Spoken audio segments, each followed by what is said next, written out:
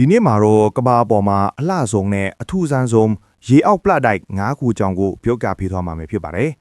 ကျွန်တော် channel ကို subscribe follow like ပဲလုပ်ထားသည်ညခဏလောက်လုပ်ဖို့ကျွန်တော်တောင်းဆိုချင်ပါတယ်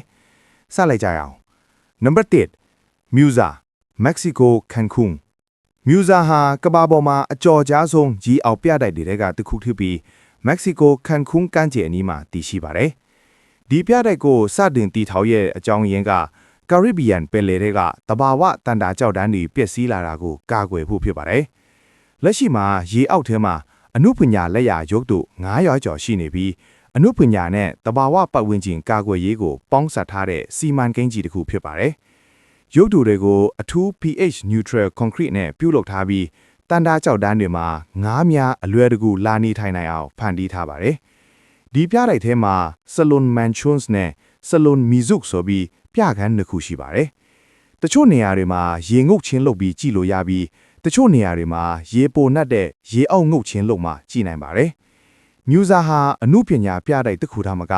လူလုတ်တန်တာကြောက်တန်းအဖြစ်လှုပ်ဆောင်နေပြီးငါးနဲ့တက်ရှည်မျိုးစိမ်များကိုထောက်ပံ့ပေးနေတဲ့နေရာဖြစ်လာပါတယ်။ Number 2 Museo Atlantico Spain Lanzarote Museo Atlantico ဟာဥရောပမှာပထမဆုံးရေအောက်ပြတိုက်ဖြစ်ပြီး2016ခုနှစ်မှာဖွင့်လှစ်ခဲ့ပါတယ်။ဒီပြတိုက်မှာလူအရွယ်ရုပ်ထု300ကျော်ပါဝင်ပြီးလူဘဝလူအဖွဲ့အစည်းပြဿနာများပတ်ဝန်းကျင်ပြောင်းလဲမှုစတဲ့ခေါင်းစဉ်တွေကိုပြသထားတဲ့နေရာဖြစ်ပါတယ်။ဒီနေရာမှာရုပ်ထုတွေကို14မီတာအနက်မှာတက်ဆင်ထားပြီးရေသက်တော်များတွေ့ကြီးထွားလာအောင်လူလူတန်တာကြောက်တန်းအဖြစ်ဖန်တီးထားပါတယ်။ဘာရာကူဒါငါရေဘဝဲငါးရိတ်ကြောက်ဆက်တဲ့ရေသက်တော်တွေလာနေထိုင်လာပြီးပင်လယ်တဘာဝစနစ်ကိုကူညီပေးနေပါတယ်။ဒီပြတဲ့ခါအမှုပညာ plus တဘာဝထိန်းသိမ်းရေး plus ပညာရေးဆိုတဲ့အချက်3ခုပေါင်းစပ်ထားတဲ့ထူးခြားတဲ့နေရာတစ်ခုဖြစ်ပါတယ်။ Number 3 Moline Underwater Sculpture Park Grenada Moline Sculpture Park ဟာ2006ခုနှစ်မှာဖန်တီးခဲ့တဲ့ကမ္ဘာပထမဆုံးရေအောက်ရုပ်တုပိုင်းခြံဖြစ်ပါတယ်။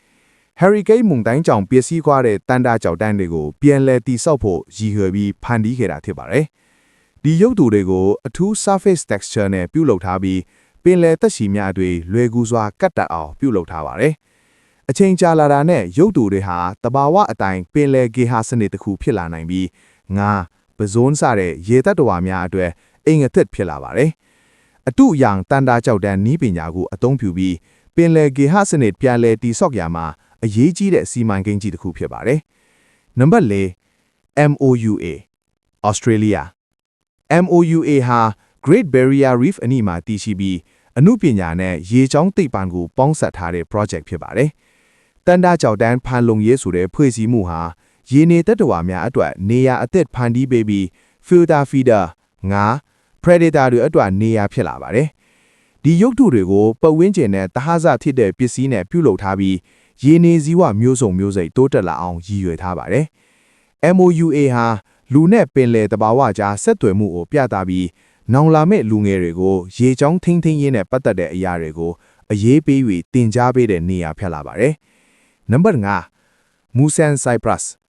Musan ဟာကမ္ဘာပထမဆုံးရေအောက်တိမောပြတိုက်လူခေါ်နိုင်တဲ့နေရာဖြစ်ပါတယ်။ဒီနေရာမှာရုပ်တု60ကျော်ရှိပြီးတစ်ပင်ပုံစံရုပ်တုတွေအများစုပါဝင်ပါတယ်။ Mediterranean ပင်လယ်မှာရေနေသက်တော်များလျော်နေလာတဲ့ပြဿနာကိုဖြေရှင်းဖို့ဒီ project ကိုဖန်တီးခဲ့တာဖြစ်ပါတယ်။ pH neutral material တွေကိုအသုံးပြုပြီးရေနေအပင်နဲ့နားမျိုးစိမ်များပြန်လည်တိုးတက်လာအောင်လှုပ်ဆောင်ထားပါတယ်။ရုပ်တုတွေဟာအချိန်ကြာလာတာနဲ့တဘာဝအတိုင်းပင်လယ်ဂေဟာစနစ်တစ်ခုဖြစ်လာနိုင်ပါတယ်။အဆုံးထိကြည့်ရှုပေးတဲ့အတွက်လည်းကျေးဇူးတင်ပါတယ်။ကျွန်တော် channel ကို subscribe follow like မလုပ်ထားဖို့မမေ့နဲ့နော်။